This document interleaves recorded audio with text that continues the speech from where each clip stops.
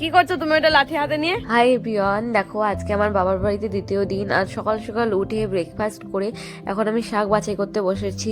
আর এইদিকে আমার হাজবেন্ডের এক কাণ্ড দেখো, মা বলেছে যে কলা লাগবে, তার জন্য তাকে দেখো। কি করছো তুমি ওটা লাঠি হাতে নিয়ে? এটা দাউলি বলেছি দেখছো? হ্যাঁ, এটাতে কলা কাটা হবে। কি কাটাবে? কলা? কলা ও কলা। কলা ঝুড়ি। বুদ্ধিটা কেমন লাগিয়েছে বলো? বুদ্ধিটা কেমন লাগিয়েছি? কাটছো দেখি কই, একবার কাটো কাটো। তোমরা দেখতেই পেলে যে আমার হাজবেন্ড কাঁচকলা পারলো, আর পেড়ে দেখি যে একদমই নরম। তারপরে এইদিকে দেখো আমাদের বাড়িতে এক নতুন অতিথি এসেছে, এই হচ্ছে আমার মামার মেয়ে।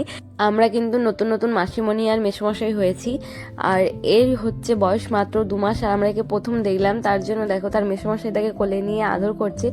এ হচ্ছে বেবি বয়, আর আমি নাম রেখেছি ক্রিস, আমি ওকে ক্রিস বলেই ডাকবো।